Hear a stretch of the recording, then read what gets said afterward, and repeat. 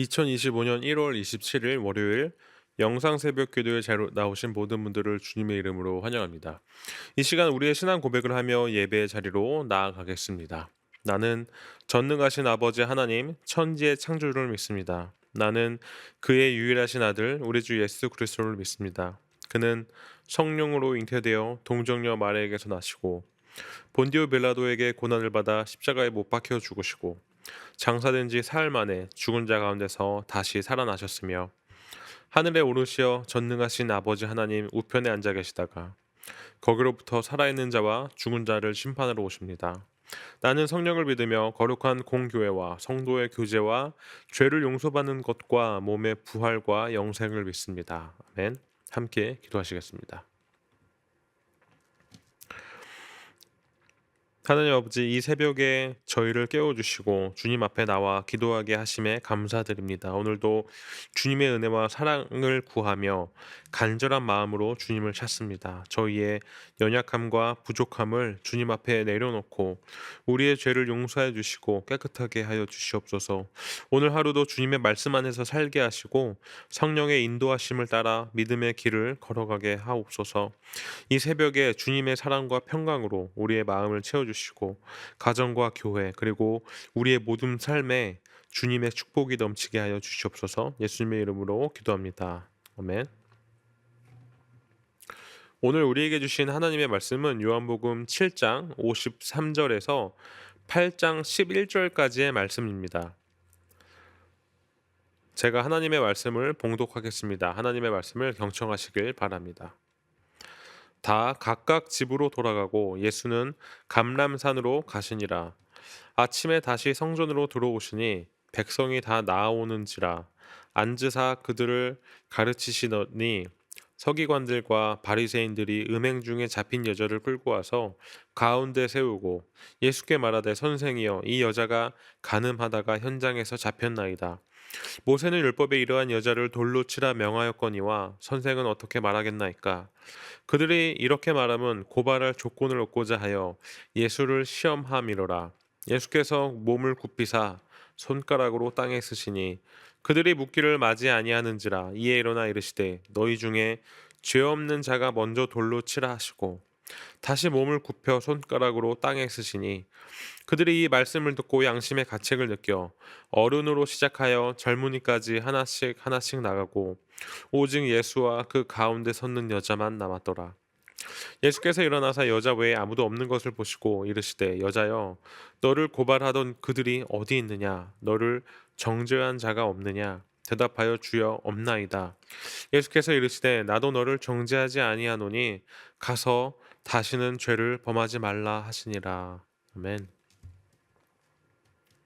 여러분, 우리는 인생을 살아가며 누구나 실수와 잘못을 경험합니다. 때로는 우리가 한 잘못된 선택이나 행동으로 인해 다른 사람들에게 손가락질을 받고 스스로도 깊은 죄책감에 빠지기도 합니다. 이러한 순간에 우리는 흔히 두 가지 반응을 보입니다. 첫째는 스스로를 변명하거나 다른 사람에게 책임을 돌리려는 태도입니다. 둘째는 아무 희망도 없이 자포자기하는 태도입니다. 그러나 오늘 본문에서 우리는 예수님께서 이러한 상황을 어떻게 대하시는지 배우게 됩니다. 요한복음 7장 53절에서 8장 11절은 간음 중에 잡힌 여인과 그녀를 정죄하려는 바리새인들과 서기관들의 이야기입니다. 그들은 율법을 근거로 그녀를 심판하려 했지만 실상은 예수님을 시험하려는 의도가 있었습니다. 이 사건 속에서 예수님은 인간의 한계와 죄성을 드러내시며 동시에 하나님의 은혜와 용서를 보여주십니다.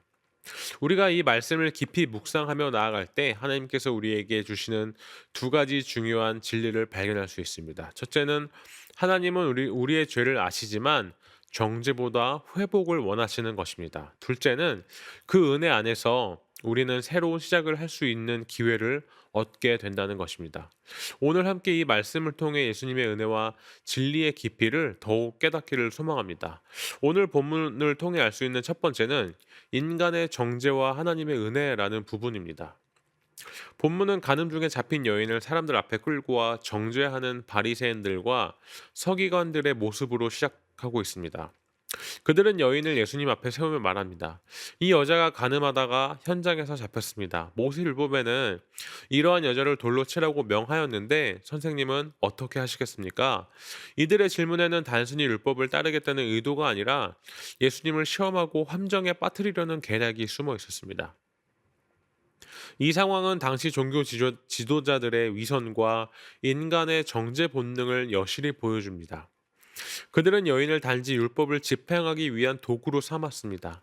만약 예수님께서 여인을 용서하신다면 율법을 어긴 죄로 고발하려 했을 것이고, 만약 율법대로 돌로 치라고 하신다면 예수님은 사랑과 자비를 강조하던 자신의 가르침에 어긋나게 되는 상황에 놓이게 될 것입니다. 이처럼 인간의 정죄는 종종 자신을 의롭다 여기며 다른 사람을 희생시키려는 태도로 나타납니다.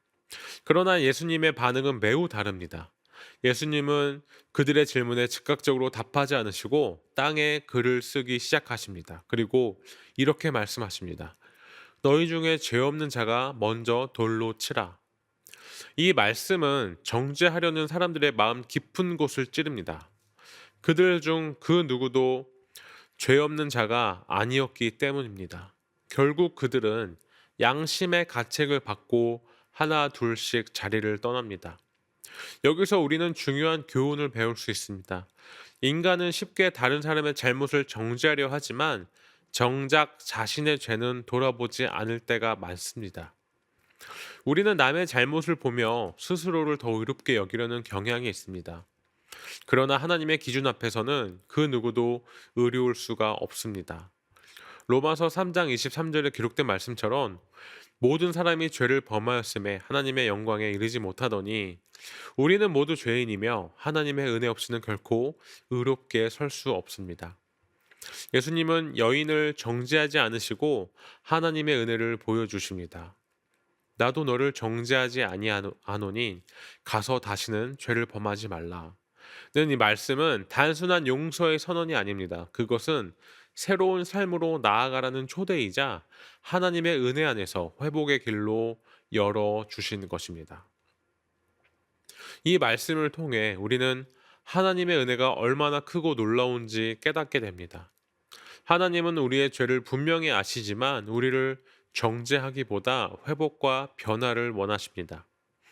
우리는 이 은혜를 받은 자로서 다른 사람들을 정죄하기보다 그들에게 사랑과 용서를 베풀며 살아가야 합니다.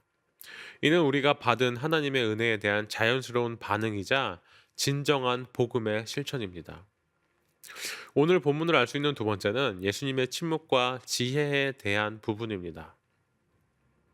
가늠한 여인을 끌고 온 바리새인들과 서기관들은 예수님께 질문을 던지며 함정을 파놓습니다. 모세의 율법에 따르면 이러한 여자는 돌로 치라고 했습니다. 선생님은 어떻게 하시겠습니까? 그들의 질문은 단순히 율법적 해석에 대한 논쟁을 넘어서 예수님을 시험하고 그를 죄인으로 몰아세우기 위한 의도가 깔려 있었습니다. 만약 예수님께서 율법을 따르지 않으신다면 그들은 그를 율법을 어긴 자로 고발할 근거를 찾을 것이었습니다. 반대로 예수님이 여인을 돌로 치라고 말씀하신다면 그는 죄인을 사랑하고 구원하려는 자신의 사역에 대한 일관성을 잃게 될 위험이 있었습니다. 더 나아가 당시 로마의 법 아래에는 유대인들이 사형을 집행할 권한이 없었기 때문에 만약 예수님이 돌로 치라고 하셨다면 로마 당국과의 충돌을 피할 수 없었을 것입니다.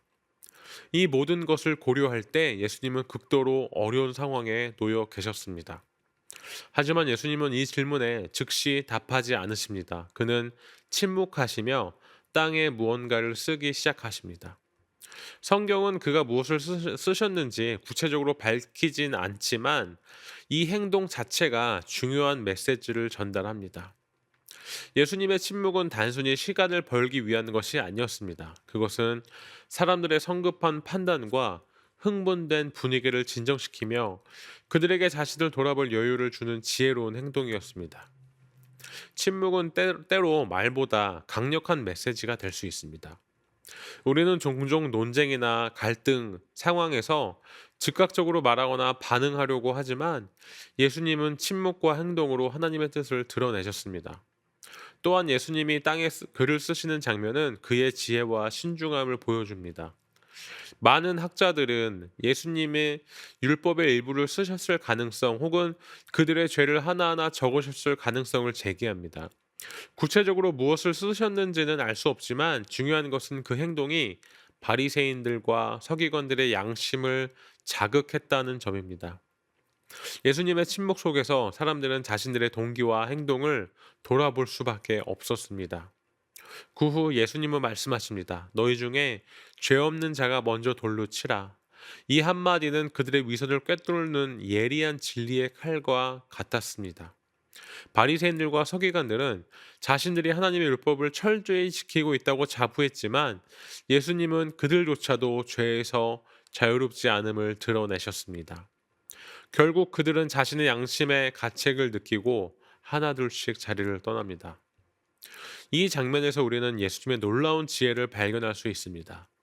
예수님은 단순히 말로 그들의 공격을 방어한 것이 아니라 하나님의 진리를 드러내고 사람들의 마음을 변화시키셨습니다. 그는 정죄와 폭력으로 대응하지 않으시고 오히려 하나님의 공의와 사랑이 어떻게 조화를 이루는지를 보여주신 것이죠. 예수님의 침묵과 지혜는 오늘날 우리에게도 중요한 교훈을 줍니다. 갈등과 도전 앞에서 우리는 종종 즉각적으로 반응하고 자신의 입장을 변호하거나 상대를 설득하려고 애씁니다.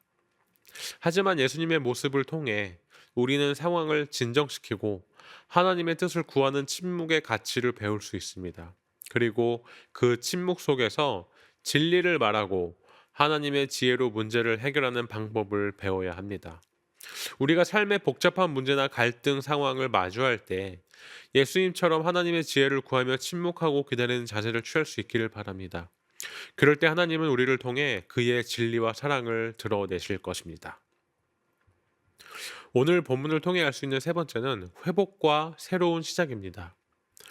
예수님과 간음 중에 잡힌 여인만 남은 순간 예수님은 여인에게 이렇게 말씀하십니다. 여자여, 너를 고발하던 그들이 어디 있느냐? 너를 정죄한 자가 없느냐? 여인이 주여 없나이다 라고 대답하자 예수님이 이어 말씀하십니다. 나도 너를 정죄하지 아니하노니 가서 다시는 죄를 범하지 말라. 이 대화는 예수님께서 단순히 여인을 용서하셨다는 것을 넘어서 그녀의 삶을 새롭게 변화시키는 전환점이 되었음을 보여줍니다. 먼저 예수님의 말씀에는 진정한 회복의 메시지가 담겨 있습니다. 당시 사회에서 간음은 매우 중대한 죄로 간주되었고, 이 여인은 사람들 앞에서 공개적으로 비난받으며 극도로 수치스러운 상황에 놓여 있었습니다. 하지만 예수님은 그녀를 정죄하지 않으셨습니다. 이는 그녀의 죄를 가볍게 여기신 것이 아니라 하나님의 은혜로 그녀를 품으신 것입니다. 이 장면은 예수님이 우리의 죄를 정죄하기보다 회복을 원하시는 하나님이라는 사실을 분명히 보여주고 있는 것이죠. 또한 예수님의 나도 너를 정죄하지 아니하노니라는 말씀은 여인에게 새로운 시작을 위한 기회를 열어주셨음을 의미합니다. 율법대로라면 그녀는 돌에 맞아 죽었어야 했습니다. 그러나 예수님은 그녀의 생명을 살리셨을 뿐만 아니라 다시는 죄를 범하지 말라는 권면을 통해 새로운 삶의 방향을 제시하셨습니다. 이 말씀은 단순히 죄를 용서받았다는 안도감을 주는데 그치지 않고 과거의 죄에서 벗어나 하나님의 뜻에 따라 변화된 삶을 살라는 초대인 것이죠. 이 말씀은 우리 모두에게도 동일하게 적용됩니다. 우리는 각자 자신의 죄와 연약함으로 인해 하나님 앞에 설 자격이 없지만 예수님의 은혜로 용서받고 새롭게 시작할 기회를 얻습니다. 고린도후서 5장 17절은 이렇게 말합니다. 그런즉 누구든지 그리스도 안에 있으면 새로운 피조물이라. 이전 것은 지나갔으니 보라 새 것이 되었도다. 하나님의 은혜 안에서 우리는 과거의 실패와 죄책감을 내려놓고 새롭게 변화된 삶을 살아갈 수 있는 힘을 얻게 됩니다. 여기서 중요한 것은 예수님이 여인에게 다시는 죄를 범하지 말라고 말씀하신 부분입니다. 이는 하나님의 용서는 단순히 죄를 덮는 데서 끝나지 않고 우리의 삶이 변화되기를 원하신다는 뜻인 것이죠. 회복은 단순히 죄에서 자유로워지는 것을 넘어서 하나님과의 관계 안에서 거룩함을 추구하며 살아가는 것을 포함합니다. 죄의 용서는 새로운 시작의 첫걸음일 뿐 아니라 하나님은 우리가 그의 뜻에 따라 변화된 삶을 살기를 원하십니다. 우리는 예수님께서 여인에게 베푸신 은혜를 통해 하나님께서 우리를 어떻게 대하시는지를 배울 수 있습니다.